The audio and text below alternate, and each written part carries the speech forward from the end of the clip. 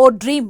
ఆ నియోజకవర్గంలో వైసీపీ జెండా ఎగురవేయాలనే ప్లాన్. కానీ 3 టర్ములుగా అక్కడ వైసీపీ కలలు నెరవేరట్లేదట. ఈసారి మాత్రం టార్గెట్ మిస్ కావద్దంటూ ఆ నియోజకవర్గంపై స్పెషల్ ఫోకస్ పెట్టిందట ఫ్యాన్ పార్టీ అధిష్టానం. హ్యాట్రిక్ ఎమ్మెల్యేకు చెక్ పెట్టేందుకు కొత్త నేతకు పగ్గాలు అప్పచెప్పిందట. ఏపీకి ముఖద్వారంగా ఉన్న ఆ సెగ్మెంట్లో వైసీపీ ప్లాన్స్ ఏంటి? అందని ద్రాక్షగా ఉన్న ఆ నియోజకవర్గంపై పట్టు సాధించేనా?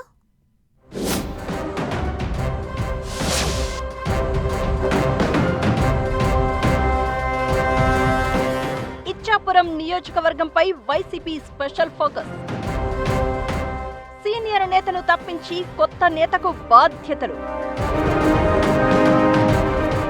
ఈసారి ఎలాగైనా ఇచ్చాపురంలో గెలవాలని ప్లాన్. టీడీపీకి కంచుకోటగా ఇచ్చాపురం నియోజకవర్గం. ఏపీ పాలిటిక్స్ లో ఇచ్చాపురం నియోజకవర్గం ప్రత్యేకతే వేరు.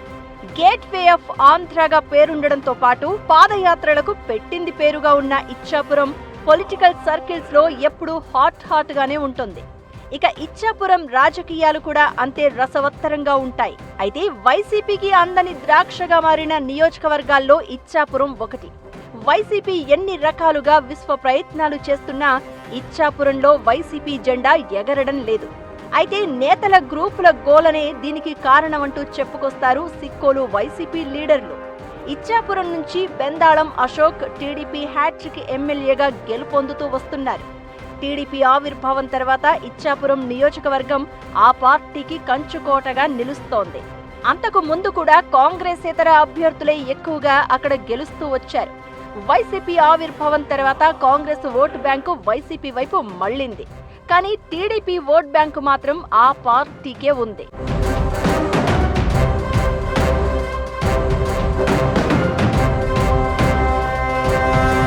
ఫ్యాన్ పార్టీ ఆవిర్భావం తర్వాత ఇచ్చాపురం నుంచి 2014లో వైసీపీ అభ్యర్థిగా బరిలోకి దిగిన నర్తు రామారావు ఓటమి చెందగా 2019లో పిరియ సాయిరాజును పోటీకి దింపింది వైసీపీ.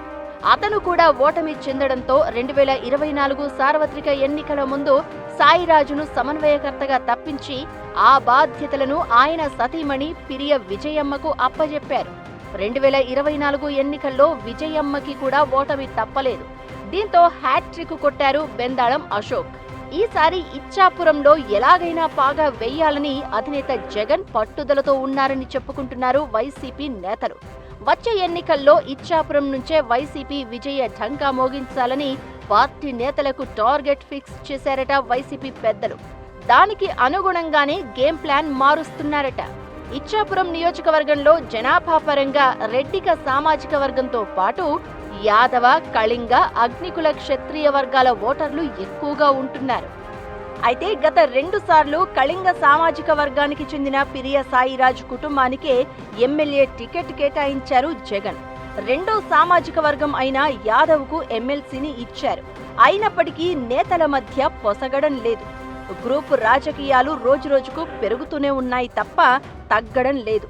దీంతో మరో కొత్త నేతకు అవకాశం ఇచ్చారంటున్నారు అక్కడ క్యాడర్. సీనియర్ నేతలను పక్కన పెట్టి గత ప్రభుత్వ హయాంలో రెడ్డిక కార్పొరేషన్ చైర్మన్ గా పనిచేసిన శ్యాంప్రసాద్ రెడ్డికి ఇన్ఛార్జ్ బాధ్యతలు అప్పగించారంటున్నారు. ఇచ్చాపురం వైసీపీ బాధ్యతలు శ్యాంప్రసాద్ రెడ్డికి ఇవ్వడం వెనుక పెద్ద స్కెచ్చే ఉందనే చర్చ జరుగుతోంది. సిక్కోలు జిల్లాలో ఎమ్మెల్యేగా ఉన్న బెందాళం అశోక్ కళింగ సామాజిక వర్గానికి చెందిన నేత కావడంతో గత 2 సార్లు కూడా కళింగ సామాజిక వర్గానికి చెందిన పిరియ సాయిరాజు దంపతులను బరిలో దించింది. అది పెద్దగా వర్కౌట్ అవ్వలేదు.